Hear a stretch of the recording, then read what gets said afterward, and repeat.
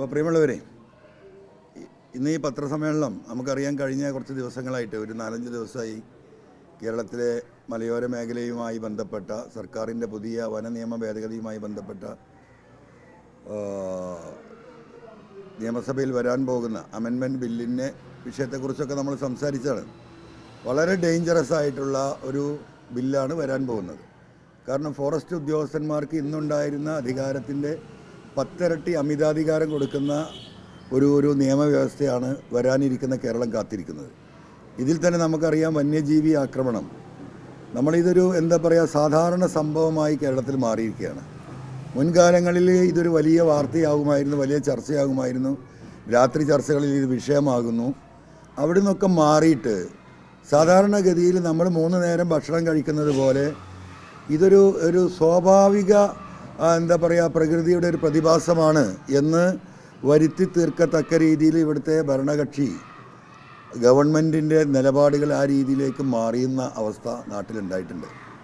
സ്വാഭാവികമായിട്ടും ഇത് തടയപ്പെടാൻ ബാധ്യസ്ഥരായ ഗവൺമെൻറ് ഇക്കാലം അത്രയും നമ്മളോട് പറഞ്ഞിരുന്നത് ഇത് കേന്ദ്ര ഗവൺമെൻറ് കേന്ദ്രവന നിയമമാണ്, നമ്മൾക്കൊന്നും ചെയ്യാൻ കഴിയില്ല എന്ന് പറഞ്ഞ് സർക്കാർ മാറുന്നൊരവസ്ഥ ഉണ്ടായിരുന്നു. അതിലേക്കാണ് സംസ്ഥാന വന നിയമത്തിലൊരു വലിയ ഭേദഗതി കൊണ്ടുവന്നുകൊണ്ട് മനുഷ്യരെ മുഴുവൻ കൊന്നൊടുക്കാനുള്ളൊരു രാഷ്ട്രീയ സാമൂഹിക സാഹചര്യം കേരളത്തിൽ ഉണ്ടാക്കാൻ പോകുന്നത്. ഇന്ന് തന്നെ മലയോര മേഖലയിൽ ജീവിക്കുന്ന മനുഷ്യർ മൊത്തത്തിൽ അവിടെ ജീവിക്കാൻ കഴിയാതെ കിട്ടുന്ന വിലക്കിത് വിറ്റ് പെറുക്കി താഴേക്ക് വരുന്ന സാഹചര്യം കൂടിയുണ്ട്. അവിടെയാണ് ഈ നിയമത്തിൻ്റെ വരാൻ പോകുന്ന നിയമത്തിൻ്റെ ഭീകരതയുടെ പ്രസക്തി ഏറുന്നത്. അതുകൊണ്ടാണ് ഈ വിഷയം ഏറ്റെടുത്ത് മുന്നോട്ട് പോകുന്നത്. ഇന്നലെയൊക്കെ CPM-ൻ്റെ ഉത്തരവാദിത്തപ്പെട്ട ചില നേതാക്കന്മാർ പറയുന്നത് കേട്ടു, അൻവർ 4 ആളില്ലാത്തത് കൊണ്ട് ഇതിനെ ഇറങ്ങിത്തിരിച്ചതാണെന്ന്. അവരോട് എനിക്ക് പറയാനുള്ളത്, മാധവ് ഗാഡ്ഗിൽ കമ്മീഷൻ റിപ്പോർട്ട് വന്ന് അത് നടപ്പിലാക്കാനുള്ള ഗവൺമെൻറ്റിൻ്റെ നിലപാടെടുത്തപ്പോൾ, സെൻട്രൽ ഗവൺമെൻറ് നിലപാടെടുത്തപ്പോൾ ഈ പറയുന്ന കർണാടകയിലെയും തമിഴ്നാട്ടിലെയും കേരളത്തിലെയും ജനങ്ങളെ ഒരുമിപ്പിച്ച് Western Ghats People's Protection Forum എന്നൊരു ഫോറം ഉണ്ടാക്കി 2013 ഫോറം ഉണ്ടാക്കി കേരള ഇന്ത്യൻ സുപ്രീം കോടതിയിൽ അതിൻ്റെ ചെയർമാൻ എന്ന നിലക്ക് കക്ഷി ചേർന്നിട്ടുണ്ട് ഞാൻ. അത് കഴിഞ്ഞ് ഗ്രീൻ ട്രിബ്യൂണൽ അന്ന് കേസ് നടത്തിയിട്ടുണ്ട്. അന്ന് ഇവിടുത്തെ യൂണിറ്റുകളെ വേർതിരിക്കണം. യൂണിറ്റ് എന്ന് പറഞ്ഞാൽ അന്ന് വില്ലേജായിരുന്നു. കേരളം നമ്മൾ നേരിടുന്ന ഏറ്റവും വലിയ വിഷയം എന്താണ്? നിങ്ങളും കൂടെ അത് മനസ്സിലാക്കണം. ഈ കാര്യം ഒന്ന് എക്സ്പ്ലെയിൻ ചെയ്യേണ്ടതുണ്ട്. ഇവിടെ മറ്റു സംസ്ഥാനങ്ങളിലെ പോലെ റിസർവ് ഫോറസ്റ്റ് മാത്രമല്ല കേരളത്തിലുള്ളത്. 977 ഇവിടെ നിയമങ്ങൾ ശക്തമായപ്പോൾ empty ആയി കിടന്ന ഒരുപാട് ഭൂമികൾ, റവന്യൂയുടെ കയ്യിലുണ്ടായിരുന്ന ഭൂമികൾ, ആ ഭൂമികൾ ഫോറസ്റ്റിന് കൈമാറിയപ്പോൾ എന്ത് സംഭവിച്ചു? മനുഷ്യർ ജീവിക്കുന്ന ഏരിയയിൽ 25 ഏക്കർ ഫോറസ്റ്റിന് കൊടുത്തു, 50 ഏക്കർ കൊടുത്തു, 100 ഏക്കർ കൊടുത്തു, 200 ഏക്കർ കൊടുത്തു. എന്തിനേറെ പറയുന്നു, 2 ഏക്കർ ഭൂമി വരെ ആ കാലഘട്ടത്തിൽ റവന്യൂ ഇവർക്ക് കൈമാറി. ഇവിടെയൊക്കെ പറ്റി? വനവൽക്കരണം നടന്നു. അപ്പോൾ കേരളത്തിലൊരു പൊതുസ്ഥിതി എന്ന് പറയുന്നത് ഒരു 100 ഏക്കർ കാടുണ്ടാവും, അതിൻ്റെ അപ്പുറത്തൊരു വില്ലേജ് ഉണ്ടാവും, അതിൻ്റെ അപ്പുറത്ത് 10 ഏക്കർ കാടുണ്ടാവും, അതിൻ്റെ അപ്പുറത്തൊരു വില്ലേജ് ഉണ്ടാവും. അപ്പോൾ ഇടകലർന്നു മനുഷ്യ ജീവിതവും ഫോറസ്റ്റും ഇടകലർന്ന ഒരു സാഹചര്യം ഭൂമിശാസ്ത്രപരമായിട്ട് മാറിയ ഒരു സ്ഥലമാണ് കേരളം. അതാണ് നിങ്ങൾ ആദ്യം മനസ്സിലാക്കേണ്ടത്. ജനങ്ങൾ പോയി ഫോറസ്റ്റിൽ വീട് വെച്ചതല്ല, ജനങ്ങൾ നിൽക്കുന്നിടത്തേക്ക് ഫോറസ്റ്റിനെ ഇങ്ങോട്ട് കൊണ്ടുവന്നതാണ് കേരളം. അവിടെയാണ് നമുക്ക് പ്രശ്നങ്ങൾ ഉണ്ടാകുന്നത്. റിസർവ് ഫോറസ്റ്റിലേക്ക് ആരെങ്കിലും പോകുന്നുണ്ടോ? അത് റിസർവായി കിടക്കും. എവർഗ്രീൻ ഫോറസ്റ്റ് ഉണ്ട്, അത് എവർഗ്രീൻ ഫോറസ്റ്റായി കിടക്കും. അപ്പോൾ ഇങ്ങനെയുള്ളൊരു സാഹചര്യത്തിൽ ഇവിടെ വന്യജീവികൾ വന്നുകൂടാൻ തുടങ്ങി. ഇതവിടെ ആവാസ വ്യവസ്ഥ അവരുടെ കേന്ദ്രങ്ങളായി മാറി. ഇത് വരുന്ന സമയത്ത് തന്നെ ഇവിടുന്ന് ഇവരെ തുരത്താനുള്ള നിലപാട് ഗവൺമെൻറ് തീരുമാനിക്കേണ്ടിയിരുന്നു. അങ്ങനെ ഗവൺമെൻറ്റിൻ്റെ അടുത്ത് ഭാഗത്തുനിന്നുണ്ടായില്ല. അപ്പോൾ നിലമ്പൂരിനെ സംബന്ധിച്ച് ഞാൻ പ്രത്യേകം പറയുകയാണെങ്കിൽ 70% ഫോറസ്റ്റാണ്. എങ്ങനെ 70%? അതിൽ 30% താഴെയാണ് റിസർവ് ഫോറസ്റ്റ് ഉള്ളത്. ബാക്കി വരുന്ന 40% ഇങ്ങനെ പിടിച്ചെടുത്താണ്. അപ്പോൾ ഒരു റോഡ് ഇങ്ങനെ പോകും, അവിടെ ഫോറസ്റ്റ് ഉണ്ടാവും, അവിടെ ടാർ ചെയ്യാൻ സമ്മതിക്കില്ല. ഇലക്ട്രിക് ലൈൻ ഇങ്ങനെ വന്നാൽ അവിടെ നിർത്തണം, അപ്പുറത്തേക്ക് പോകാൻ പറ്റില്ല. കുടിവെള്ള ലൈൻ ഇപ്പുറത്ത് നിർത്തണം, അപ്പുറത്തേക്ക് പോകാൻ പറ്റില്ല. ഇതൊന്നും മുമ്പുണ്ടായിരുന്നില്ല. ഇപ്പോൾ എല്ലാവരും കൂടി ഇത് വളഞ്ഞിട്ട് പിടിക്കുകയാണ്. ഫോറസ്റ്റ് ഉദ്യോഗസ്ഥന്മാർ യഥാർത്ഥത്തിൽ പരിപൂർണമായിട്ടും സാമൂഹ്യ വിരുദ്ധരായി ഗുണ്ടകളായി മാറും ഈ നിയമം വന്നാൽ. നിങ്ങൾ എഴുതി വെച്ചോ, കേരളത്തിലെ ഒഫീഷ്യൽ ഗുണ്ടകൾ ആരാണെന്ന് ചോദിച്ചാൽ കേരളത്തിലെ ഫോറസ്റ്റ് ഉദ്യോഗസ്ഥരായി മാറ്റുന്ന നിയമമാണ്. ഇന്ന് തന്നെ അവരുടെ സാന്നിധ്യം, അവരുടെ അക്രമം നമുക്ക് താങ്ങാൻ കഴിയുന്നില്ല. ഇവിടെ മൃഗങ്ങളെ കേരളത്തിലേക്ക് ആകർഷിക്കുകയാണ്, ജനവാസ മേഖലയിലേക്ക് ആകർഷിക്കുകയാണ്. ഫോറസ്റ്റിൻ്റെ അകത്തുണ്ടാകേണ്ട ആനക്കടക്കം തിന്നാനുണ്ടാവേണ്ട ഭക്ഷ്യവസ്തുക്കളില്ല. കാര്യമായിട്ട് ഓടയും മുളയുമാണ്. ഈ മലമ്പ്രദേശത്തൊക്കെ മുമ്പ് കണ്ടമാനുണ്ടായിരുന്നു. ഇന്ന് അതൊക്കെ അവർ വെട്ടി വെളുപ്പിച്ചു. അവിടെ വേറെ ആനക്ക് തിന്നാൻ പറ്റാത്ത വൻമരങ്ങൾ പിടിപ്പിച്ചു. സ്വാഭാവികമായിട്ടും ഈ ആന ഭക്ഷണം കഴിക്കാൻ എങ്ങോട്ട് പോകും? കാട്ടിൽ ആനക്ക് തിന്നാനൊന്നുമില്ല. തിന്നാൻ കിട്ടാതെ ആകുമ്പം ആനകൾ ഈ ഭക്ഷണം തേടി വരികയാണ്. ഭക്ഷണം തേടി ആനകളെ വരുത്തുകയാണ്. കുടിവെള്ള സ്രോതസ്സുകൾ സ്വാഭാവികമായിട്ട് കാട്ടിൻ്റെ അകത്തുണ്ടായിരുന്ന സ്രോതസ്സുകൾ പലതും മണ്ണിടിഞ്ഞ് പോയി, പലതും ഇവർ തന്നെ തൂർക്കുന്നു എന്നുള്ള പരാതി പോലും തമിഴ്നാട്ടിൽ നിന്നുണ്ട്. ഓവാലി എന്ന് പറയുന്നൊരു പഞ്ചായത്തുണ്ട് നമ്മുടെ തൊട്ടടുത്ത്, നിലമ്പൂരിന് ഗൂഡല്ലൂർ കയറി. നിങ്ങളൊന്ന് പോയി നോക്കണം. 45,000 മനുഷ്യർ ജീവിച്ചിരുന്ന നാടാ. ഇന്നവിടെ 5,000 ആളില്ല. നിങ്ങൾ പോയി നോക്കിയാൽ ഇത് യുദ്ധക്കളമാണെന്ന് തോന്നും. അത്രയും വീടുകൾ ഇട്ടിറങ്ങിയ ആളുകൾ പോന്നു. കാരണം ജീവിക്കാൻ മാർഗമില്ല. ആ ഓവാലി പഞ്ചായത്തിൻ്റെ അവസ്ഥ കേരളത്തിലെ മലയോര മേഖലയ്ക്ക് ആയിക്കൊണ്ടിരിക്കുകയാണ്. അപ്പം ഈ മൃഗങ്ങൾക്ക് വേണ്ട ആവശ്യമായ ഭക്ഷണവും വെള്ളവും വൻകാടുകളിൽ റിസർവ് ഫോറസ്റ്റിൽ ഒരുക്കേണ്ട ഫോറസ്റ്റ് അവിടെ മുഴുവൻ വെട്ടി നിരത്തി ഇതുപോലെ മരം സൃഷ്ടിച്ചു. ഇതാണ് ഒന്ന്. രണ്ടാമത്, കോഴിക്കോട്ടങ്ങാടിയിൽ എങ്ങനെയാണ് പുലി വരുന്നത്? നിങ്ങൾ ആലോചിക്കണം. മഞ്ചേരി എങ്ങനെയാണ് വരുന്നത്? തിരുവനന്തപുരത്ത് വരും, സെക്രട്ടേറിയറ്റിനകത്ത് പുലി വരും. അധിക താമസമൊന്നുമില്ല. എന്താ കാരണം? ഇവിടെ പല ആളുകളും പറയുന്നത് ഈ മനുഷ്യരെ നിർബന്ധിത സാഹചര്യം ഉണ്ടാക്കി കാട്ടിൽ നിന്ന് ഇറക്കി വിടാനുള്ള പല രീതിയിലുള്ള ഗൂഢാലോചനകളും ഈ പറയുന്ന ലോബിക്കകത്ത് നടക്കുന്നുണ്ട്. ഇതൊരു ഇൻ്റർനാഷണൽ ലോബിയുടെ ഇടപെടലാണ്. പത്രക്കാർ ദയവായിട്ട് അതുകൂടെ ഒന്ന് മനസ്സിലാക്കണം. നമ്മുടെ പശ്ചിമഘട്ടം എന്ന് പറയുന്നത് ഇവിടെ നിന്ന് കന്യാകുമാരിയിൽ നിന്ന് ആരംഭിച്ച് കേരളത്തിൻ്റെ കിഴക്കൻ അതിർത്തിയിലൂടെ കടന്നുപോയി മംഗലാപുരത്തു കൂടെ പോയി, അത് കഴിഞ്ഞ് ഗോവയുടെ വടക്കൻ അതിർത്തി കഴിഞ്ഞ് മഹാരാഷ്ട്ര കഴിഞ്ഞ് ഗുജറാത്തിൽ പോയിട്ടാണ് ഈ പശ്ചിമഘട്ടം അവസാനിക്കുന്നത്. ഈ മേഖലകളിലെ മുഴുവൻ ഇവിടുത്തെ വനസാന്നിധ്യം നമുക്കറിയാം. ആഗോളതാപനം വർദ്ധിക്കുകയാണ്. ആഗോളതാപനം വർദ്ധിക്കുന്നതിന് ഇവിടെ അതിനെ നിയന്ത്രിക്കാൻ കാടുകൾ തന്നെയാണ് വേണ്ടത്. അപ്പോൾ പശ്ചിമഘട്ടം അതിൽ വലിയ സ്വാധീനം ചെലുത്തുന്നുണ്ട്. ആ പശ്ചിമഘട്ടത്തെ വനവ്യാപ്തി വർദ്ധിക്കുക എന്ന് പറയുന്നത് ലോകത്തിൻ്റെ ആവശ്യമാണ്. ആ ലോകത്തിൻ്റെ ആവശ്യം നിറവേറ്റാനാണ് ഇത്തരത്തിലുള്ള സാഹചര്യങ്ങൾ ഉണ്ടാകുമ്പോൾ അവിടുത്തെ ജനങ്ങളുടെ ജീവിത നിലവാരം പ്രതിസന്ധിയിലാകുമ്പോൾ അവർക്ക് സപ്പോർട്ട് ചെയ്യണം ആര്? ഗവൺമെൻറ്. അത് നമ്മുടെ ഗവൺമെൻറ് ചെയ്യേണ്ട, ലോകത്തിൻ്റെ ആവശ്യമാണ് പശ്ചിമഘട്ടത്തിൻ്റെ വനവ്യാപ്തി വർദ്ധിപ്പിക്കൽ. അപ്പോൾ അതിലേക്ക് കൊടുക്കുന്ന ഫണ്ടാണ് നമ്മൾ ഈ പറയുന്ന കാർബൺ ഫണ്ട്. എന്തുകൊണ്ടാണ് കാർബൺ ഫണ്ട്? ലോകത്ത് കാർബൺ ഉൽപ്പാദിപ്പിക്കുന്നത്, അതായത് വലിയ ഇൻഡസ്ട്രിയൽ രാജ്യങ്ങൾ ഈ കാർബൺ ഉൽപ്പാദിപ്പിക്കുമ്പോൾ ആ കാർബൺ ചൂട് വർദ്ധിക്കുന്നുണ്ട്. നമ്മുടെ വാഹനമൊക്കെ ഇപ്പോൾ എന്താ പെട്രോൾ മാറ്റി ഡീസൽ മാറ്റി പെട്രോളും CNG ആക്കുന്നത്? പുക നിയന്ത്രിക്കാനാണ്, കാർബൺ നിയന്ത്രിക്കാനാണ്. ഇതിൻ്റെ ആവശ്യം എന്താണ്? ഇത് പ്രകൃതിയിലേക്ക് ഒരുപാട് ചൂട് വർദ്ധിക്കുന്നുണ്ട്. ഇത് ഒഴിവാക്കാൻ, ഇത് നിയന്ത്രിക്കാൻ പല വ്യവസായ രാജ്യങ്ങളും അവർ ഉൽപ്പാദിപ്പിക്കുന്ന വ്യവസായങ്ങൾ കുറക്കണം എന്ന് പറഞ്ഞു പോകാൻ തയ്യാറായില്ല. അങ്ങനെയാണ് 2014-15 15 പാരീസിൽ വെച്ചിട്ട് യുണൈറ്റഡ് നേഷൻസ് ഇങ്ങനെ സമ്മേളനം നടത്തുന്നത്. പാരീസ് കോൺഫറൻസ് എന്ന് അതിന് പറയാം. ആ കോൺഫറൻസിലെടുത്ത തീരുമാനമാണ് എന്ത്? ഇത്തരത്തിലുള്ള രാജ്യങ്ങൾ കാർബൺ ഉൽപ്പാദിപ്പിക്കുന്നത് അവർ കുറക്കുന്നില്ലെങ്കിൽ അതിനെ കോമ്പൻസേറ്റ് ചെയ്യാൻ വേണ്ടിയിട്ട് പണം കൊടുക്കണം. ആർക്ക്? യുണൈറ്റഡ് നേഷൻസിന്. അതാണ് കാർബൺ ഫണ്ട്. ആ പണം എന്താണ് ചെയ്യേണ്ടത്? ആ പണം ഇത്തരത്തിലുള്ള മലബാരങ്ങളിൽ ജനങ്ങൾക്ക് അവരുടെ ജീവിത സാഹചര്യം നല്ല രീതിയിലാക്കാനും അവിടെ വനവൽക്കരണം നടത്താനും അവർക്ക് ആ പണം കൊടുക്കണം. 5 പൈസ ഈ ഫണ്ടിൽ നിന്ന് ഈ മലയോര മേഖലയിൽ ഈ പശ്ചിമഘട്ടത്തിൽ ഒരാൾക്കും കിട്ടിയിട്ടില്ല. ഈ പണം മുഴുവൻ ഈ IFSകാർ കൊള്ളയടിച്ച് പോവുകയാണ്. രാഷ്ട്രീയക്കാർക്ക് പോലും അറിയില്ല സത്യത്തിൽ ഈ പണം എങ്ങോട്ടാണ് പോകുന്നത്. അപ്പോൾ അവരുടെ ആവശ്യം എന്താണ്? ഇവിടെ വനവ്യാപ്തി വർദ്ധിക്കണം. ഇവിടെ കേരളത്തിലെ വനം 10,000 ഹെക്ടർ വർദ്ധിച്ചു എന്നാണ് നിയമസഭയിൽ കൊടുത്ത കണക്ക്. ഭൂമി പെറ്റുപെരുകുമോ? അപ്പോൾ എങ്ങനെയാണ് വനം വർദ്ധിച്ചത്? എൻക്രോച്ച് ചെയ്യാണ്. എൻക്രോച്ച്. കേരളത്തിലെ ഏറ്റവും വലിയ എൻക്രോച്ചേഴ്സ് എന്ന് പറയുന്നത് ഫോറസ്റ്റാണ്. റവന്യൂവിൻ്റെ ഭൂമി, PWDയുടെ ഭൂമി, കൃഷി ഫാമിൻ്റെ ഭൂമി. ഇവിടുത്തെ മുണ്ടേരി ഫാം പത്രക്കാർ നിങ്ങൾ ഇന്നൊന്ന് പോയി അന്വേഷിക്കണം. 1500 ഏക്കർ ഭൂമി ഉണ്ടായിരുന്നു മുണ്ടേരി ഫാമിന്. 500 ഏക്കർ ഇവർ പിടിച്ചെടുത്തു. EFL എന്ന് പറഞ്ഞിട്ട്. EFL എന്ന് പറഞ്ഞ സർക്കാരിൻ്റെ ഭൂമി തന്നെ പിടിച്ചെടുക്കുന്നു. ഇപ്പം എന്താ? പുഴയിലേക്ക് കിടക്കുകയാണ്. അതാണ് ഈ ഭേദഗതിയുടെ ഏറ്റവും വലിയ വിഷയം. നിങ്ങൾ ശ്രദ്ധിച്ചോ? നമ്മളൊക്കെ വെള്ളം കുടിക്കുന്നവരാണ്. കേരളത്തിൻ്റെ അനുഗ്രഹം തന്നെ 44 പുഴയാണ്. ഇപ്പം നിലമ്പൂർ കരുളായി ഫോറസ്റ്റിൽ നിങ്ങൾ പോയാൽ കരുളായി പുഴയ്ക്ക് അക്കരെയാണ് ഫോറസ്റ്റ്. ആ അക്കരയായിരുന്നു ജണ്ട ഉണ്ടായിരുന്നത്. ഇപ്പോൾ അവർ ചെയ്തുകൊണ്ടിരിക്കുന്നത് എന്താണ്? ആ ജണ്ട എടുത്ത് പുഴയുടെ ഇക്കരെ കൊടുത്ത് വെക്കുകയാണ്. ഇക്കരെ കൊടുത്ത് വെച്ചാൽ എന്തായി? വനാതിർത്തി പുഴൻ്റെ ഇക്കരയായി, പുഴ അവരുടേതായി, വെള്ളത്തിൻ്റെ അവകാശം. അതിനുള്ള നിയമ ഭേദഗതി വരിക. ഇതുവരെ അത് നിയമ സാധുതയില്ലായിരുന്നു. ഇപ്പം അതിന് നിയമ ഭേദഗതി കൊടുക്കുകയാണ്. ഈ കണ്ട് കാണപ്പെട്ട പഞ്ചായത്തുകൾ എവിടുന്നാണ് വെള്ളം എടുക്കുക?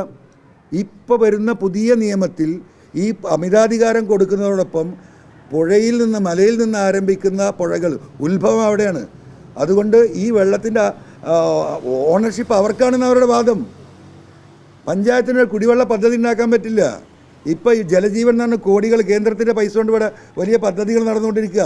700 കോടിയുടെ കുടിവെള്ള പദ്ധതിയാണ് നിലമ്പൂർ നടക്കുന്നത്. ഇതിന് വെള്ളം എടുക്കേണ്ട ചാലിയാർ പുഴയിൽ നിന്നാണ്. നാളെ ഇവരുടെ പെർമിറ്റ് വേണം, ചെറിയ കാര്യമല്ല.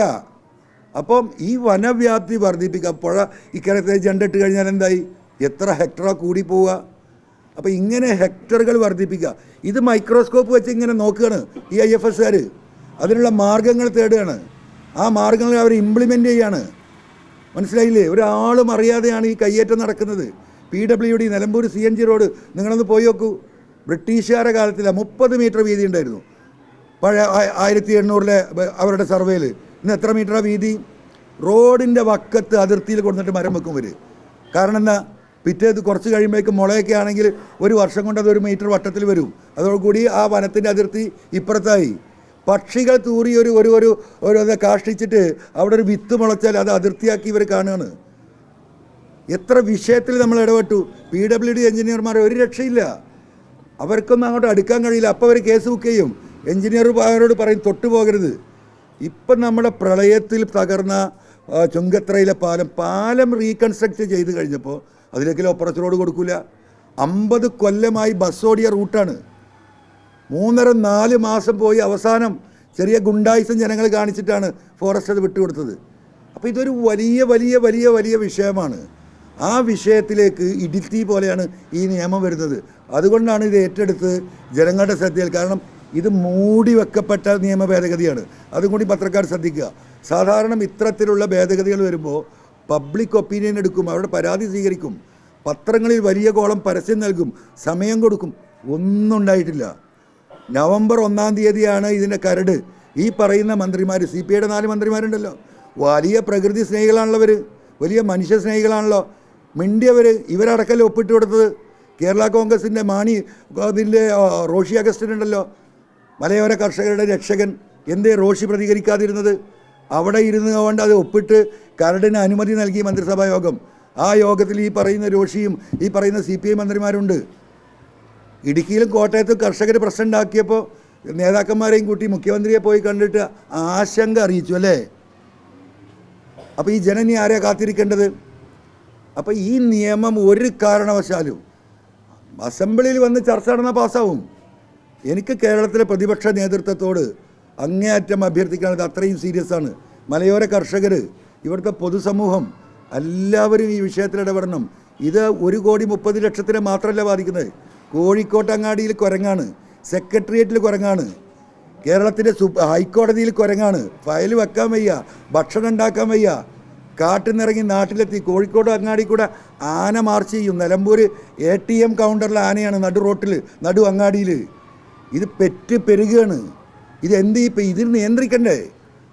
നിങ്ങൾ മനസ്സിലാക്കേണ്ടത് ഈ 2024 ജനുവരിയിൽ 1972 ഈ വന നിയമത്തിൽ ഭേദഗതി വരുത്തണമെന്ന് പറഞ്ഞ് ഒരു MLA നിലയ്ക്ക് സുപ്രീം കോടതിയിൽ റിട്ട് ഫയൽ ചെയ്ത് തന്നെ PV അൻവർ ഇന്ന് 4 ആളുണ്ടാക്കാൻ തുടങ്ങിയല്ല. ഈ ഫെബ്രുവരിയിൽ അന്നേ LDFൻ്റെ കൂടെയാണ്. ആ കേസ് 3 വട്ടം സുപ്രീം കോടതി കേട്ടു. ഈ വർഷം 2024 എന്താ സുപ്രീം കോടതി പറഞ്ഞതെന്നറിയാം നിങ്ങൾ? ഈ പറയുന്ന വിഷയത്തിൽ ഇത് വളരെ സീരിയസ് ആയിട്ടുള്ള വിഷയമാണ്. സുപ്രീം കോടതിക്ക് ഈ വിഷയത്തിലൊന്നും ചെയ്യാൻ കഴിയില്ല. പക്ഷേ കേരളത്തിൻ്റെ ഗ്രീവിയൻസ്, നമ്മൾ 20 കൊല്ലത്തെ ഇവിടുത്തെ ഗ്രീവിയൻസ്, എത്ര ആൾ മരിച്ചു, എത്ര നഷ്ടമുണ്ടായി, ആ കണക്കുകൾ മുഴുവൻ കോടതിയിൽ നിന്ന് നമ്മൾ കൊടുത്തതാണ്. ഇത് വായിച്ചിട്ട് ബഹുമാനപ്പെട്ട സുപ്രീം കോടതി പറഞ്ഞു നിങ്ങളുടെ റിട്ട് ഞങ്ങൾ തള്ളുന്നില്ല. ഇതിൽ സ്റ്റേറ്റിന് ചില കാര്യങ്ങൾ ചെയ്യാനുണ്ട്. If you want you can file this petition in the high court of Kerala എന്ന് പറഞ്ഞിട്ട് എൻ്റെ റിട്ട് മടങ്ങിത്തന്നു, തള്ളാതെ മടങ്ങിത്തന്നു. ആ റിട്ട് ഫയൽ ചെയ്യാൻ ഹൈക്കോടതിയിൽ കൊടുത്തിരിക്കുകയാണ്. അപ്പോൾ ഈ മൊത്തത്തിൽ ലോകരാജ്യങ്ങൾ ഞങ്ങളാ കൊടുത്ത റിട്ടിൽ നിങ്ങൾ പ്രത്യേകം മനസ്സിലാക്കേണ്ടത്, ലോകത്ത് നമ്മളെക്കാളും ഫോറസ്റ്റിലെ രാജ്യമാണ് കാനഡ. അത് കഴിഞ്ഞാൽ ഓസ്ട്രേലിയ, അതുപോലെ അമേരിക്ക, ഡെവലപ്ഡ് കൺട്രീസിലൊക്കെ ഫോറസ്റ്റ് ഉണ്ട്. അവിടെയൊക്കെ വന്യമൃഗങ്ങളുണ്ട്. 5 വർഷം കൂടുമ്പം ഇതിനെ നിയന്ത്രിക്കാനുള്ള ഒരു കമ്മിറ്റി ഉണ്ട്. ആ കമ്മിറ്റി പരിശോധന നടത്തി ഇത് പെറ്റുപെരുകി എണ്ണം വർദ്ധിച്ചിട്ടുണ്ടെങ്കിൽ അതിനെ കശാപ്പ് ചെയ്യാനുള്ള നിയമം അവിടെ ഉണ്ട്. ഓസ്ട്രേലിയയിൽ സീസണിൽ നിങ്ങൾക്കറിയോ, അവിടെ ഇതിന് കൾച്ചറൽ യൂണിറ്റുകളുണ്ട്, കമ്മ്യൂണിറ്റി യൂണിറ്റുകൾ. അവർക്ക് സർക്കാർ തോക്ക് കൊടുക്കുകയാണ് കങ്കാരുവിനെ കൊല്ലാൻ.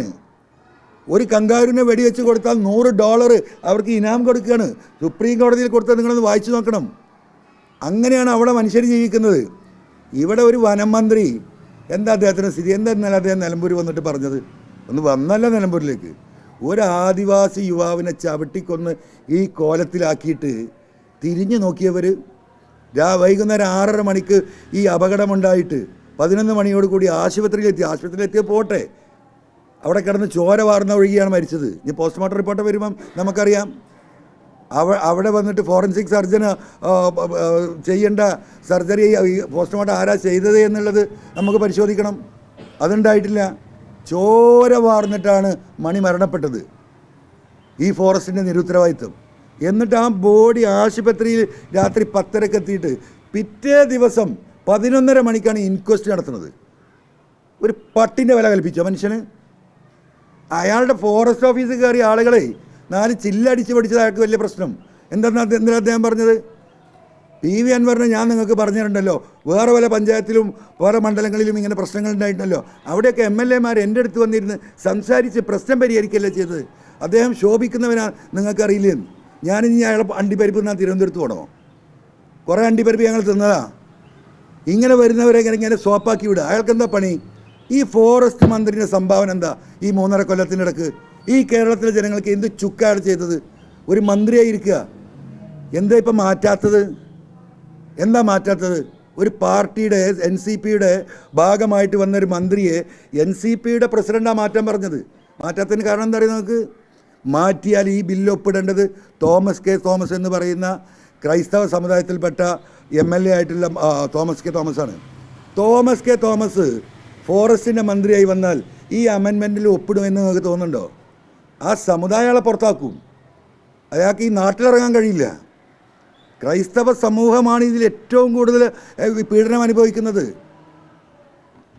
അവർ സ്വാഭാവികമായിട്ട് എതിർക്കില്ലേ? തോമസ് കെ തോമസിൻ്റെ കയ്യിലേക്ക് ഈ ബില്ല് പാസ്സാകുന്നതിന് മുമ്പ് ഫോറസ്റ്റ് മന്ത്രി പദം നൽകിയാൽ അത് നടക്കില്ല എന്ന് ആർക്കറിയാം? പിണറായിക്കറിയാം. അത് തന്നെയാണ് കൊടുക്കാത്തതിൻ്റെ പ്രധാന കാരണം. ഈ രീതിയിൽ എല്ലാ ഓട്ടകളും അടച്ചിരിക്കുകയാണ്. പുറത്ത് പബ്ലിഷ് ചെയ്തിട്ടില്ല, പത്രത്തിൽ പരസ്യം ചെയ്തിട്ടില്ല. ഗസറ്റ് പബ്ലിക്കേഷൻ നടത്തി പ്രധാനമന്ത്രി. ഗസറ്റിലെല്ലാം ഉണ്ടാവും. ആരാ ഗസറ്റ് കാണുക? ഈ 3.5 കോടി ജനങ്ങളെ 1000 ആൾ മറിച്ച് നോക്കുമോ? 1000 ആൾ. ഞങ്ങളുടെയൊക്കെ MLA മാരുടെയൊക്കെ PA അവരൊന്ന് മറിച്ച് നോക്കും. പ്രധാന വിഷയം ഉണ്ടെങ്കിൽ ആ മണ്ഡലത്തിൽ അല്ലെങ്കിൽ പൊതുവായിട്ടുണ്ടെങ്കിൽ അത് സൂചിപ്പിക്കും. അപ്പം ആ ഗസറ്റിലൂടെ ഒളിച്ച് കിടത്തുകയാണ്. അപ്പം എല്ലാ നിലക്കും ക്രൈസ്തവ സമൂഹത്തിന് എതിർപ്പുകൾ ഉണ്ടാകുമ്പം, ക്രൈസ്തവ സമൂഹത്തിലൊരു മന്ത്രിയാകുമ്പം ക്രൈസ്തവ സമൂഹത്തിൽ ആ മന്ത്രിക്ക് അത് ഒപ്പിടില്ല. ഏതെല്ലാം ആംഗിളിലൂടെയാണ് ഈ കാര്യങ്ങൾ കൊണ്ടുപോകുന്നത്? അപ്പം മലയോര മേഖലയിലെ 1,30,00,000 ജനങ്ങൾ, ഞാൻ ഈ പറഞ്ഞ കോഴിക്കോട്ടങ്ങാടിയിലും തിരുവനന്തപുരത്തും കൊച്ചിയിലും താമസിക്കുന്ന സാധാരണ ജനങ്ങൾ, പണ്ട് ഇത് ഫോറസ്റ്റിൻ്റെ വിഷയമല്ലേ എന്ന് പറഞ്ഞ് അങ്ങാടിക്കാർ മാറിയിരുന്നു. ഇനി മാറി നിൽക്കാൻ കഴിയില്ല. പന്നി ജില്ലാ ആശുപത്രിയിൽ പന്നിയാണ്. മഞ്ചേരി ജില്ലാ ആശുപത്രി അറിയുന്നത് നിങ്ങൾക്ക്? ജില്ലാ ആശുപത്രിയിൽ രാത്രി 8 മണി കഴിഞ്ഞാൽ രോഗികളോടൊപ്പമുള്ള കൂടെ ഇരിക്കുന്നവർ ആശുപത്രിയുടെ പുറത്തേക്ക് ഇറങ്ങുന്നില്ല. എന്താ കാരണം? പെറ്റ് പെരുകിയിരിക്കുക പന്നി. ഈ പന്നിയെല്ലാം കൂടെ ഇവിടെ പെറ്റ് പെരുകിയിട്ട് എന്ത് ആവാസ വ്യവസ്ഥക്ക് എന്ത് സംഭാവന? മന്ത്രി ഒന്ന് എക്സ്പ്ലെയിൻ ചെയ്യണം. ഇവിടുത്തെ പ്രകൃതിവാദികളൊന്ന് എക്സ്പ്ലെയിൻ ചെയ്യണം. ഈ ആന പെറ്റ് പെരുകിയുണ്ടായാൽ ഈ പ്രകൃതിയുടെ ആവാസ വ്യവസ്ഥക്ക് എന്താണ് അതിൻ്റെ സംഭാവന? നമ്മൾക്കാർക്കും മനസ്സിലായിട്ടില്ല. ഒറ്റ വാക്കാ ആവാസ വ്യവസ്ഥ. അതൊരു ഭയങ്കര പ്രശ്നം വരും. എന്നിട്ട് ആളുകളിങ്ങനെ അന്തം വിട്ട് നിൽക്കുക. എന്താണ് ഈ ആവാസ വ്യവസ്ഥ? നമുക്കാർക്കും മനസ്സിലാവുന്നില്ല. ഇത് കൊടും ചതിയാണ്, കൊടും വഞ്ചനയാണ്. ഈ മലയോര മേഖലയിലെ ജനങ്ങളെ നിർബന്ധിത സാഹചര്യം ഒരുക്കുക, അതിനുള്ള ഇൻഫ്രാസ്ട്രക്ചർ, അതാണ് നടക്കുന്നത്. അങ്ങനെ ഇവിടെ വനവ്യാപ്തി വർദ്ധിപ്പിക്കണം. അതിന് കോടികൾ ഈ പറയുന്ന കാർബൺ ഫണ്ട് ഉൾപ്പെടെയുള്ള ഇൻ്റർനാഷണൽ ഏജൻസികളുടെ കൈകളിൽ എത്തുന്നുണ്ട്. 2004 നിങ്ങൾക്കറിയണോ, ഇവിടെ ഉണ്ടായിരുന്ന ഒരു IFS ഓഫീസർ അന്ന് എന്നോട് പറഞ്ഞ, അദ്ദേഹം മനുഷ്യരോട് ഒരു മനുഷ്യപ്പറ്റുള്ള ഒരു വ്യക്തിയായിരുന്നു. കെ സുധാകരൻ മന്ത്രിയായിരിക്കുന്ന കാലത്ത് അന്ന് അദ്ദേഹം എന്നോട് സൂചിപ്പിച്ചാണ്, അൻവർ നിങ്ങളൊന്ന് പരിശോധിച്ച് നോക്കണം ഇവിടുത്തെ IFSകാരുടെയൊക്കെ മക്കൾ എവിടെയാണ് പഠിക്കുന്നത്. 2004 ഇവരുടെ ശമ്പളം എത്രയാണ്? 20,000 തൊട്ട് 25,000 രൂപ ശമ്പളമാണ്. അന്നത്തെ കാലത്ത് നിങ്ങൾ എഴുതി വെച്ചോ, പരിശോധിച്ചോ. ഈ കേരളത്തിലുള്ള IFSകാരുടെ പലരുടെയും മക്കൾ ലണ്ടനിലും അമേരിക്കയിലാണ് പഠിക്കുന്നത്. ഇന്ന് നമ്മൾ നാട്ടുകാരെല്ലാവരും പോകുന്നുണ്ട്. അങ്ങനെ ഇതിൻ്റെ പിന്നിൽ വലിയ ഒരു ലോബിങ് എന്നുണ്ട്. ഇവരുടെ സുഖവാസ കേന്ദ്രങ്ങളാണ് ഫോറസ്റ്റ് ഗസ്റ്റ് ഹൗസുകൾ. നിങ്ങൾക്കറിയില്ലേ? നിങ്ങളാരെയും പോയിട്ടുണ്ടോ? ഇവിടുത്തെ മന്ത്രിമാർ പോയിട്ടുണ്ടോ? അവിടെ നിഗൂഢ കേന്ദ്രങ്ങളാണ്. സകലമാന തോന്നിവാസവും തമ്മാടിത്തവും കള്ളുകുടിയും പെണ്ണുപിടിയും നടക്കുന്ന കേന്ദ്രങ്ങളാണ് ഈ ഫോറസ്റ്റിലെ IBകൾ. ഇതെന്താ കാട്ടിനുള്ളിൽ കൊണ്ടുപോയി വെക്കുന്നത്? അവിടെയാണ് അതിന് സൗകര്യം. അവിടെ കള്ളുകുടി, അവരെ ഇറച്ചി വരേണ്ടെന്ന് പറഞ്ഞ് കാട്ടിൻ്റെയും മാനിൻ്റെയും. നിങ്ങൾക്കറിയോ? ഇതൊക്കെ അവിടെ താമസിക്കുന്ന ആളുകൾ പറയുന്ന. രാത്രി പാട്ട് കച്ചേരിയാണ് പല ഈ ഗസ്റ്റ് ഹൗസുകളിലും. പുറലോകത്ത് അറിയോ? അങ്ങനെ കള്ള് കുടിച്ച് കൂത്താടി സുഖിച്ച് എന്താ പറയുക, ഒരു സാമൂഹ്യ വിരുദ്ധ സംഘം ഈ കാടുകളിൽ ഫോറസ്റ്റ് എന്ന് പറഞ്ഞിട്ട് വളരുകയാണ്. ഇതിനൊന്നും തടുക്കണ്ടേ? 1 കിലോമീറ്റർ കമ്പി ഇടാൻ, ഫെൻസിങ് ഇടാൻ 2.5 ലക്ഷം അവർ ചിലവാക്കുന്നത്. 2.5 ലക്ഷം അറിയോ നിങ്ങൾക്ക്? എന്താ ഈ 2.5 ലക്ഷം? ഉള്ളിപ്പാട പോലെയുള്ള ട്യൂബാണ്, പൈപ്പ് എന്ന് പറഞ്ഞത്. ഇങ്ങനെ ആക്കിയാൽ ഒടിയും. അതിൻ്റെ മുകളിൽ കൂടെ കെട്ടുന്ന കമ്പിയെന്ന് കാണണങ്ങൾ മൈക്രോസ്കോപ്പ് വെച്ച് നോക്കണം അവിടെ കമ്പി ഉണ്ടോയെന്ന്. ലോകത്ത് ഇത്ര വണ്ണം കുറഞ്ഞിട്ടില്ല എന്താ പറയുക നൈസായിട്ടുള്ള കമ്പി എവിടുന്നാണ് വരുന്നത് കൊണ്ടുവരുന്ന അറിയില്ല. 50,000 ചിലവില്ലാത്ത 2.5 ലക്ഷം ഈ രീതിയിൽ പോവുകയാണ്. അപ്പോഴോ 15 കോടി രൂപയാണ് ഈ വർഷം നിലമ്പൂരിൽ ബിൽഡിംഗ് കെട്ടാൻ ചിലവാക്കിയത്. മന്ത്രിയുടെ സദസ്സിൽ ഞാൻ പറഞ്ഞതാ. എത്ര കാറുകളാണ് ഇവർക്ക് വാങ്ങുന്നത്? നിങ്ങളിപ്പോൾ DF ഓഫീസിൽ പോയി നോക്കൂ. എത്ര ക്രിസ്റ്റ അങ്ങനെ തിളങ്ങുന്ന കാറുകൾ എയർ കണ്ടീഷൻ ചെയ്ത്. ഇവർക്കെന്തിനാണ് ഈ ക്രിസ്റ്റാന്ന്? ഇവർക്ക് കാട്ടിൽ പോകാൻ ജീപ്പാവേണ്ട, അതിൽ AC ഉണ്ടായിക്കോട്ടെ. ഇത്രയും ലക്ഷങ്ങൾ മുടക്കുന്ന കാറുകൾ, ആഡംബര കാറുകൾ എന്തിനാ ഇവർക്ക്? എന്നിട്ട് എന്താ ഫോറസ്റ്റുകാരെ പല പണിയും? നിലമ്പൂരെന്ന് സ്വകാര്യത്തിൽ നിങ്ങൾ പോയി നിങ്ങളുടെ ക്യാമറയിട്ട് ഇരുന്ന് അറിയും. ഇവർക്ക് പച്ചക്കറി വാങ്ങാൻ ഒരു ബീറ്റ് ഓഫീസർ പോകണം. ഇവരുടെ ഭാര്യമാർക്കുള്ള വേറൊരു സാധനം വാങ്ങിക്കൊടുക്കാൻ വേറൊരുത്തൻ പോകണം. കൂലിപ്പണി എടുപ്പിക്കുകയാണ്, അടിമപ്പണി. ആരെക്കൊണ്ട്? ഈ സാധാരണ ഫോറസ്റ്റുകാരെ കൊണ്ട്. മീൻ വാങ്ങാനൊരു വണ്ടി വേറെ, പലചരക്കിന് വേറെ വണ്ടി, കോഴിക്കോടേക്ക് ഷോപ്പിങ്ങിന് പോകാം വേറെ വണ്ടി. ഇവിടെയൊക്കെ ഈ IFSകാരെ വീട്ടിലൊന്ന് പോയി നോക്കണം നിങ്ങൾ. ഈ ജനത്തിനെ കൊന്നിട്ട് അവരെന്ത് തെമ്മാടിത്ത ചെയ്തോട്ടെ, പക്ഷേ ഈ ജനത്തിന് ഇവിടെ ജീവിക്കണം, അതിനുള്ള വഴിയുണ്ടാകണം, അതിനുള്ള നിയമമാണ് വേണ്ടത്. അതുകൊണ്ട് ബഹുമാനപ്പെട്ട UDFൻ്റെ മുഴുവൻ നേതൃത്വത്തോട് എനിക്ക് പറയുന്നത്, നിങ്ങൾ ഏറ്റെടുക്കുക മാത്രമല്ല, നിങ്ങൾ അധികാരത്തിൽ വന്നാൽ ഇവിടെ നമുക്കറിയാം ഈ പശ്ചിമഘട്ടത്തിലെ ഈ 11-12 സംസ്ഥാനങ്ങളുണ്ട്. ഈ സംസ്ഥാനത്തെ മുഴുവൻ മുഖ്യമന്ത്രിമാരെയും പോയി കാണണം ഇവിടുത്തെ ലീഡർഷിപ്പ്. ആ മുഖ്യമന്ത്രിമാരെ ഒരുമിച്ച് നിർത്തിക്കൊണ്ട് ഈ 972 വന നിയമത്തിൽ ഭേദഗതി വരുത്താൻ ഈ പശ്ചിമഘട്ടത്തിലെ മുഴുവൻ സംസ്ഥാനങ്ങളെയും ഒരുമിപ്പിച്ച് ചേർത്തുള്ള ഒരു പോരാട്ടത്തിന് നേതൃത്വം കേരളത്തിൽ നിന്ന് ഉയർന്നു വരണം. അത് ഉയർത്തിക്കൊണ്ടുവരാൻ അടുത്ത ഈ 2026 തെരഞ്ഞെടുപ്പിൽ UDF ഇവിടെ അധികാരത്തിൽ വരണം. ആ അധികാരത്തിൽ വരുന്ന UDF അതുകൂടി ഏറ്റെടുക്കണം, അവിടത്തേക്ക് ഇത് എത്തിക്കണം. ഈ വിപ്ലവം തുടങ്ങേണ്ടത് ഈ ഫോറസ്റ്റ് ഉദ്യോഗസ്ഥരുടെ ഇല്ലെങ്കിൽ ഈ വന്യമൃഗശല്യത്തിൻ്റെ ഈ വിപ്ലവം തുടങ്ങേണ്ടത് കേരളത്തിലാണ്. ആ നേതൃത്വം ബഹുമാനപ്പെട്ട UDF ലീഡർഷിപ്പ് ഏറ്റെടുക്കണം എന്നാണ് ഇത്തരമൊരു സാഹചര്യം ഉരുത്തിരിഞ്ഞൊരു ഘട്ടത്തിൽ എനിക്ക് പറയാനുള്ളത്. തീർച്ചയായിട്ടും. അതായത് ഈ വിഷയത്തിൻ്റെ ഗൗരവം അവർക്ക് ഇപ്പോൾ പഠിച്ചു, അവർക്ക് മനസ്സിലായി, മുമ്പും അറിവുള്ളതാണ്. അപ്പോൾ ഈ ഗൗരവത്തിനെ 63 മണ്ഡലത്തെയാണ് UDF തിരിച്ച് അധികാരത്തിൽ വരാൻ ആഗ്രഹിക്കുന്നുണ്ടല്ലോ സ്വാഭാവികമായിട്ടും. ഈ ഒരു വിഷയം ഏറ്റെടുത്താൽ മതി. 63 മണ്ഡലത്തെ നേരിട്ടാണ്. 140 മണ്ഡലത്തെ മുഴുവനും ഞാൻ ഈ പറഞ്ഞ പന്നിയും കുരങ്ങും കൊണ്ട് ബാധിക്കുന്നുണ്ട്. 2 രീതിയിലാണിത് ബാധിക്കുന്നത്. അതുകൊണ്ട് ഇത് UDF ഏറ്റെടുക്കണം. ഏറ്റെടുക്കണം.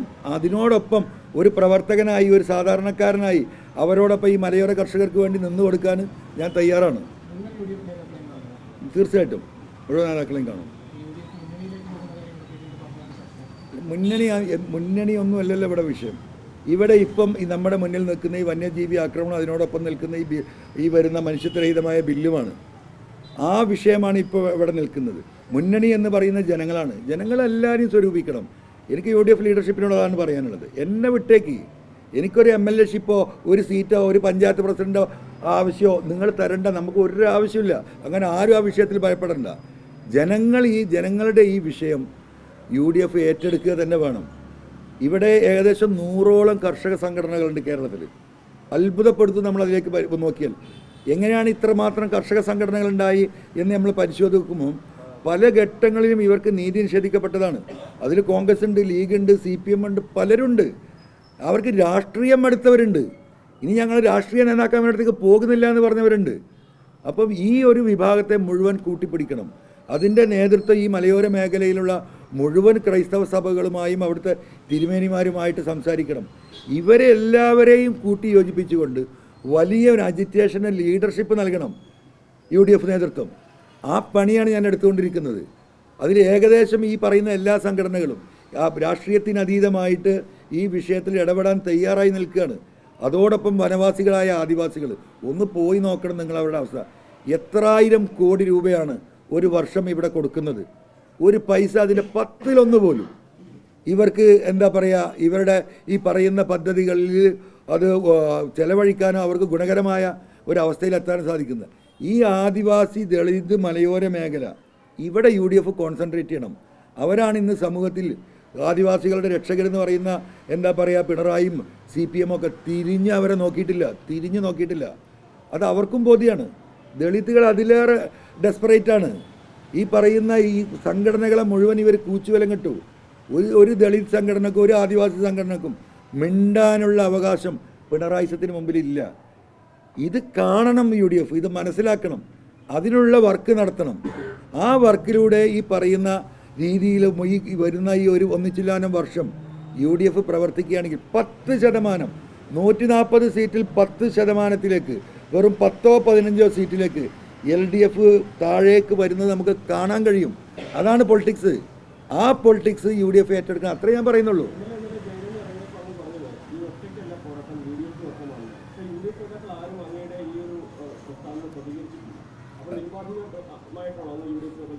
അല്ല, താങ്കൾക്ക് ചെവിയില്ലാത്തതുകൊണ്ട് താങ്കൾ അത് കേൾക്കാതിരുന്നത് മനസ്സിലായില്ലേ? ആരൊക്കെ പ്രതികരിച്ചു എന്നില്ല കേരളത്തിലെ 3.5 കോടി ജനങ്ങൾക്ക് അറിഞ്ഞ. ന്യൂസ് 18 കുറേ ആയിട്ട് ചിലതൊന്നും കേൾക്കുന്നില്ല. അനുമോദ് ആ രീതിയിലെ ചോദ്യം ചോദിക്കണ്ട. എല്ലാവരും പ്രതികരിച്ചത് നിങ്ങൾ കണ്ടാണല്ലോ. പിന്നെ പ്രതികരിച്ചില്ല നിങ്ങൾ എന്തടിസ്ഥാനത്തിലാണ് പറയാം? അല്ല, അവർ നൽകിയ സപ്പോർട്ട് നമ്മൾ സ്വാഭാവികമായിട്ടും അതിൻ്റെ തിരിച്ച് സപ്പോർട്ട് പറയുള്ളൂ. ആ രീതിയിൽ പിടിച്ചാണ്. ആ നിലയ്ക്ക് തന്നെയാണ് ഇപ്പോൾ ഇന്ന് UDF ലീഡർഷിപ്പിൽ നിന്നും നാളെയായിട്ട് കാണും. തീർച്ചയായിട്ടും പ്രതിപക്ഷ നേതാവിനെ ഇന്നലെ ഞാൻ സംസാരിച്ചിരുന്നു. അദ്ദേഹം 2 മാസം മുമ്പ് ഇവിടെ നിലമ്പൂരിൽ നമ്മുടെ ചുങ്കത്തറ CHCയിൽ അവിടെ ഒരു ഡയാലിസിസ് സെൻറ്റർ നടക്കുന്നുണ്ട്. അതിൻ്റെ 4ാമത് ഷിഫ്റ്റ് ഉദ്ഘാടനം ചെയ്യാൻ അദ്ദേഹം വന്നിരുന്നു. അവിടെയുള്ളത് ഇപ്പോൾ 16 മെഷീനാണ്.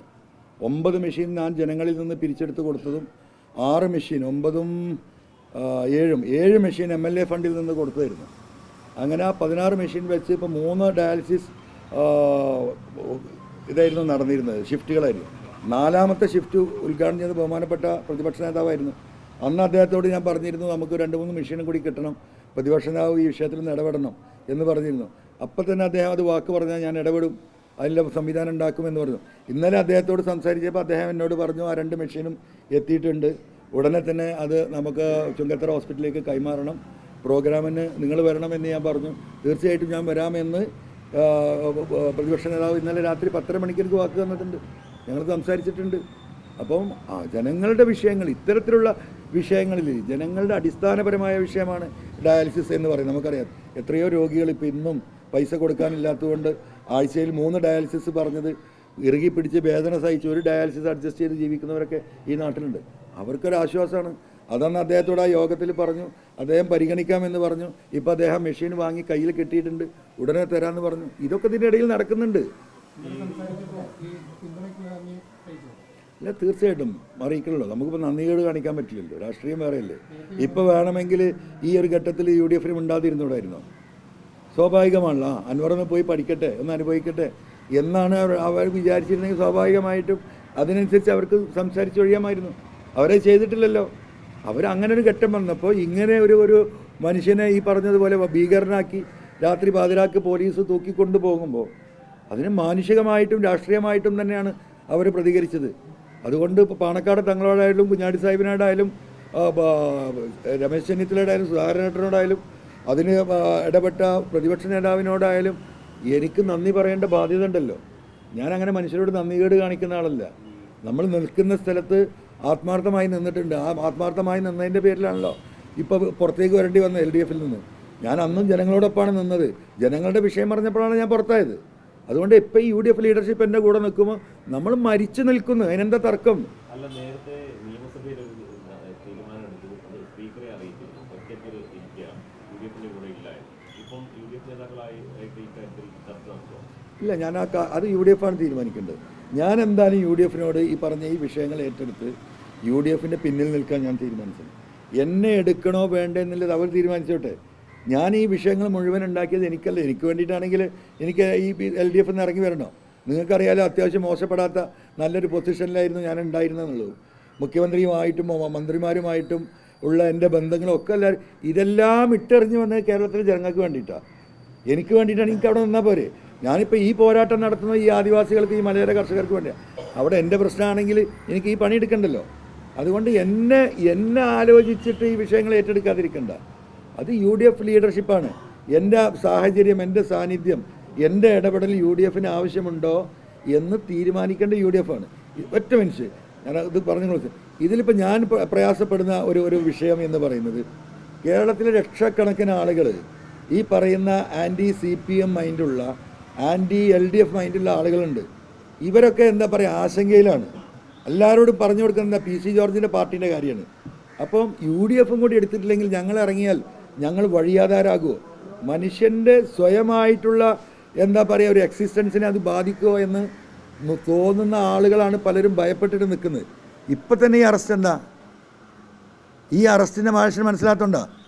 ഞാൻ 4 ദിവസം മുമ്പാണ് CPM-ലെ ചില നേതാക്കന്മാർ, ചില MLA-മാർ, ചില മുൻ MLA-മാർ ഈ എന്താ പറയുക മുന്നേറ്റത്തോടൊപ്പം വരാൻ സാധ്യതയുണ്ടെന്ന് നിങ്ങളോട് പറയുന്നത്. അവിടെയാണ് അറസ്റ്റ് വരുന്നത്. നിങ്ങൾ മനസ്സിലാക്കണം. എന്നെ തൂക്കി ഉള്ളിലാക്കി വേറെ കേസും കൂടി ചാമ്പിയിട്ട് അങ്ങോട്ട് എന്താ പറയുക സൈസാക്കാം എന്ന P ശശിയുടെയും മുഖ്യമന്ത്രിയുടെ ഓഫീസിൻ്റെയും കണക്കൂട്ടൽ കൂടിയാണ് എന്ത് പറയുന്നത് ഈ അറസ്റ്റ്. അപ്പോൾ മാഷ് ചോദിച്ച ചോദ്യം, അപ്പോൾ ഇവരൊക്കെ ഒരു ചെറിയ ആശങ്കയിലാണ്. ഞാൻ UDF-ൻ്റെ ഔദ്യോഗിക ഭാഗമാകുന്നതോടുകൂടി നിങ്ങൾ എഴുതി വെച്ച കേരളത്തിൽ എന്താ സംഭവിക്കാൻ പോകുന്നത്? ആ പൊളിറ്റിക്സ് അനലൈസ് ചെയ്യേണ്ട ആരാണ്? UDF ലീഡർഷിപ്പാണ്. ഈ UDF-ന് ശക്തി പകരാൻ അപ്പുറത്തുനിന്ന് ആൾ വരണമല്ലോ. ആ അപ്പുറത്തുനിന്ന് വരാൻ നിൽക്കുന്ന നേതാക്കന്മാരും പ്രവർത്തകരും അവരുടെ മനസ്സിൽ വലിയ ആശങ്കയാണ്. കാരണം കഴിഞ്ഞ 4-5 മാസമായിട്ട് ഇത്ര വലിയ വിഷയങ്ങളിൽ ഞാൻ ഇടപെട്ട് സംസാരിച്ചിട്ടും UDF നേതൃത്വത്തിൽ നിന്ന് അനുഭാവപൂർവമായ ഒരു UDF-ൻ്റെ പ്രവേശനത്തിനുള്ള വഴി തുറക്കാതെ കാണുമ്പം വന്ന ആളുകൾ തന്നെ എന്താ പറയുക ചെറുതായിട്ട് ഇങ്ങനെ ബാലൻസ് ചെയ്ത് നിൽക്കുകയാണ്. അതാണ് ഇതിലെ വിഷയം.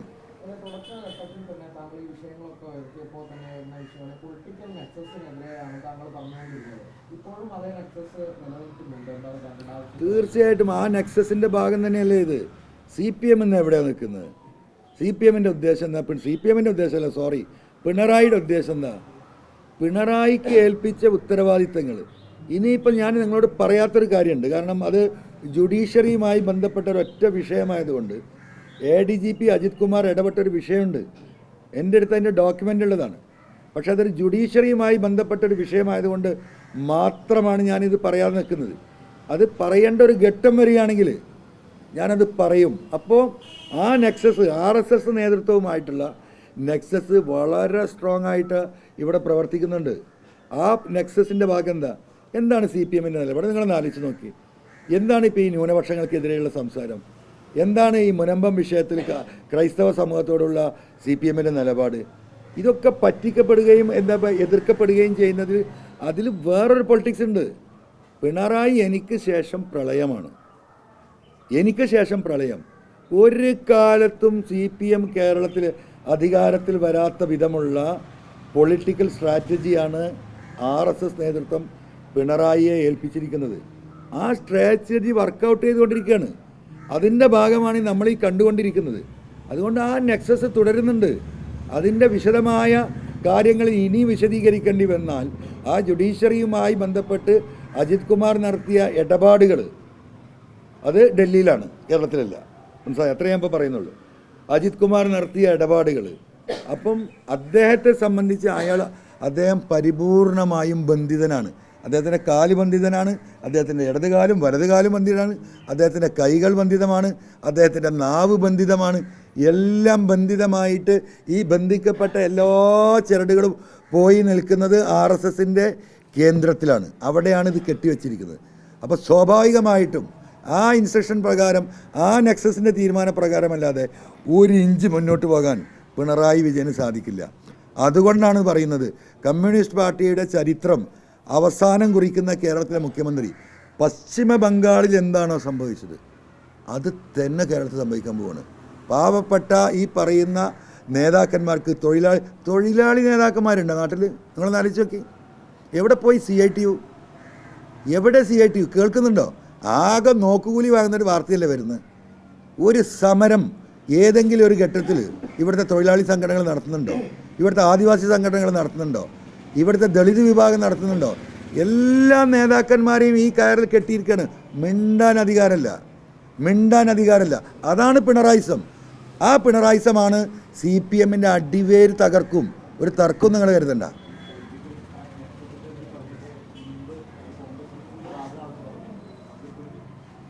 അല്ല, കോൺഗ്രസിൻ്റെ ഞാൻ അന്നും പറഞ്ഞത് അങ്ങനെയാണ്. ആ നെക്സസ് ഞാൻ പറഞ്ഞത് നിങ്ങൾ ഇപ്പോഴും മനസ്സിലാക്കുക. ഞാൻ പറഞ്ഞത് കേരളത്തിലെ പ്രബലമായിട്ടുള്ള എല്ലാ രാഷ്ട്രീയ പാർട്ടിയുടെയും പ്രബലരായിട്ടുള്ള ചില നേതാക്കന്മാർ തമ്മിൽ വലിയ നെക്സസ് ഉണ്ട്. ആ നെക്സസാണ് കേരളത്തിലെ ജനങ്ങൾക്ക് നീതി കിട്ടാത്തത്. അതിലെല്ലാവരുമുണ്ട്. എന്നാൽ എല്ലാ പാർട്ടിയിലെയും ചിലരാ വിഷയത്തിലുണ്ട്, ഇപ്പോഴുണ്ട്. അതാത് പാർട്ടികൾ തിരിച്ചറിഞ്ഞാൽ അത് ഏറ്റവും നല്ലതാണ്. അത് ഇപ്പോൾ UDF നേതൃത്വം പലരെയും തിരിച്ചറിയുന്നുണ്ട്, അത് കാണുന്നുണ്ട്. അതില്ല എന്ന് പറയാനൊന്നും ഞാനില്ല. അതിൽ ഏറ്റവും അതിശക്തമായി ആ നെക്സസ് പ്രവർത്തിക്കുന്നത് ഇപ്പോൾ ഈ പറയുന്ന BJP, RSS, പിണറായി, ആ അച്യുതണ്ടാണ്, CPM അച്യുതണ്ട്.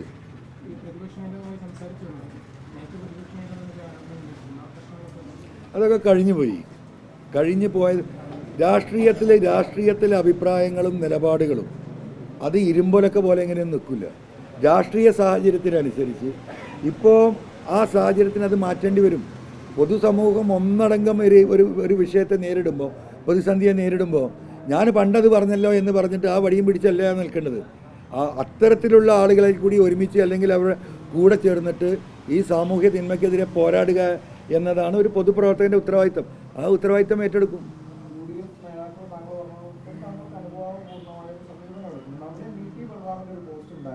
താങ്കൾ പ്രതിപക്ഷ നേതാവിനെതിരെ, രാഹുൽ ഗാന്ധിക്കെതിരെ പറഞ്ഞ കാര്യങ്ങൾ അത് തിരുത്താൻ തയ്യാറാണെങ്കിൽ താങ്കളുമായി യോജിക്കുന്നവർക്ക് മറ്റ് യോജിപ്പുകളൊന്നുമില്ല എന്നാണ് പറയുന്നത്. പ്രതിപക്ഷ നേതാവിനെതിരെ താങ്കൾ ഒരു ആരോപണം ഉന്നയിച്ചിരുന്നത്. അല്ല, നമ്മൾ ഭരണപക്ഷത്തിരിക്കും പ്രതിപക്ഷത്തിൻ്റെ കാര്യങ്ങൾ നമ്മൾ ചൂണ്ടിക്കാട്ടില്ലോ. അതിപ്പോൾ ഞാൻ പറഞ്ഞു കഴിഞ്ഞല്ലോ. അതിലപ്പുറം ആർക്കും പോസ്റ്റ് ഇടാനുള്ള അവകാശം കേരളത്തിലുണ്ടല്ലോ. അത് അദ്ദേഹം അങ്ങനെ പോസ്റ്റ് ഇട്ടിട്ടുണ്ടാവും. ഇന്ന് പിന്നെ വേറെ ആരും ലീഡർഷിപ്പിന് ആരെയും വിളിച്ചിട്ടില്ല. ഇവിടെ പരിസരത്ത് കോഴിക്കോടോ തൃശ്ശൂർ ആരെങ്കിലും ഉണ്ടെങ്കിൽ കാണും, ഉണ്ടാവുമെന്ന് പ്രതീക്ഷിക്കും. അല്ലെങ്കിൽ തങ്ങളെ കാണും. 1 മണിയാണ് ഏകദേശം സമയം പറഞ്ഞില്ലേ. ഈ സമയം മാറിയാൽ അത് ഭയങ്കര സംഭവമാക്കാൻ നിൽക്കണ്ട. ഇപ്പം നമ്മുടെ വന്നിരിക്കുമ്പോഴാണ് വിളിക്കുന്നത്, നിങ്ങൾ കണ്ടതാണ്.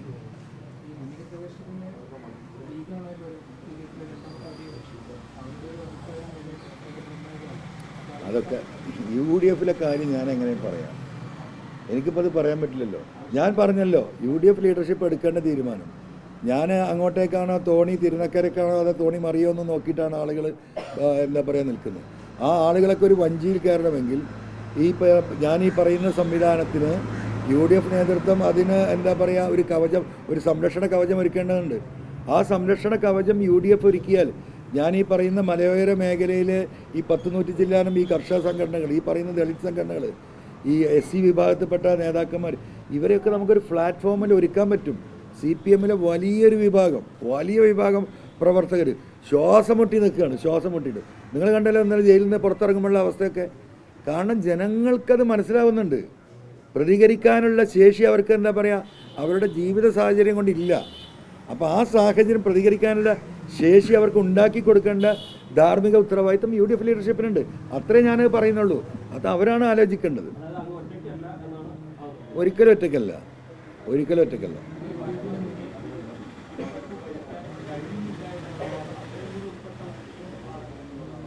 അല്ല, അദ്ദേഹം രാജിവെക്കുന്നതായിരിക്കും അദ്ദേഹത്തിന് ഏറ്റവും നല്ലത്. എന്തിനാണ് അദ്ദേഹം ഈ മന്ത്രിയായി നടക്കുന്നത്?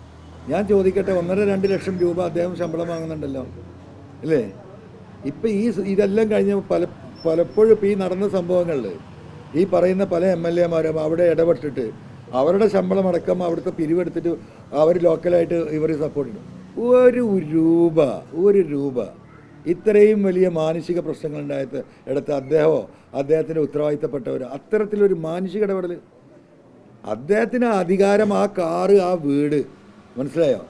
അതിലപ്പുറം എന്ത്, ഞാനെന്താ പറയുക, വ്യക്തിപരമായിട്ടൊന്നും ഞാൻ പറയാൻ, അദ്ദേഹത്തെക്കുറിച്ചൊക്കെ തിരുവനന്തപുരത്ത് നിന്നൊക്കെ പറഞ്ഞു കേൾക്കുന്നത് നിങ്ങളൊക്കെ കേൾക്കുന്നുണ്ടാവും. അദ്ദേഹം ഒരു ഘട്ടത്തിൽ മന്ത്രിസഭയിൽ നിന്ന് പുറത്തായ ആളാണ്. എന്തിനാണ് പുറത്തായത് നിങ്ങൾക്കൊക്കെ അറിയാം. ഞാൻ പറയണ്ടല്ലോ എന്തിനാണ് പുറത്തായതെന്നുള്ളത്. അപ്പോൾ ഇവരൊക്കെ സുഖജീവിതം നയിക്കാൻ അങ്ങനെ ഉണ്ടെങ്കിൽ എന്തിനാ ഈ പാവപ്പെട്ട മനുഷ്യരെ കൊല്ലാൻ കാവലിരിക്കുന്ന മന്ത്രിയാണ്.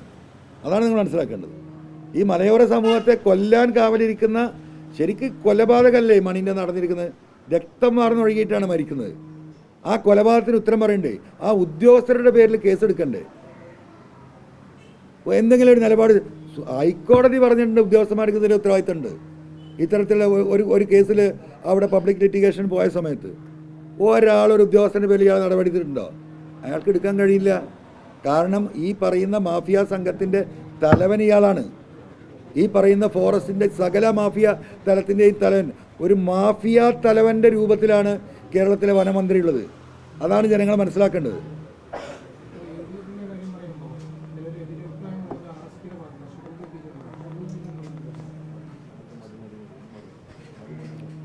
അതൊന്നും ഇപ്പം ഞാൻ പറയേണ്ട കാര്യമില്ല.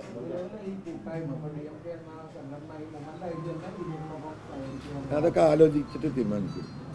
അത് UDF-നോട് ഞാൻ പറയാനുള്ള കാര്യങ്ങളും ഞാൻ ഈ വിഷയത്തിൽ കണ്ടിട്ടുള്ള എന്താ പറയുക സാഹചര്യങ്ങളും അത് നമ്മൾ വിസ്തരിക്കുന്നുണ്ട്. അതിനുശേഷം അവരുമായി കൂടിയാൽ, ഞാൻ പറഞ്ഞില്ല, ഞാനൊരു പ്രവർത്തകനായിട്ട് പോലും നിൽക്കാൻ തയ്യാറാണ്. അത് പിന്നെ കുഴപ്പമില്ലല്ലോ.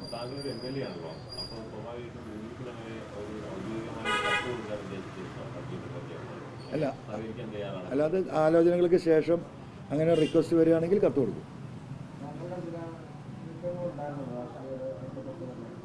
അല്ല അതൊക്കെ പാരലായിട്ട് നീങ്ങിക്കൊണ്ടിരിക്കുന്നത്. അതിൻ്റെ ഭാഗമായിട്ടാണല്ലോ അപ്പോൾ ഈ സമരം നടന്നത്. നിങ്ങൾക്കറിയാലോ.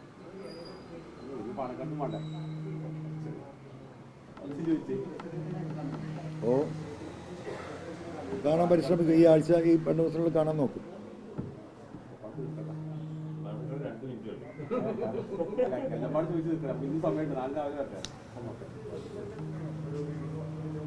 ഓക്കെ.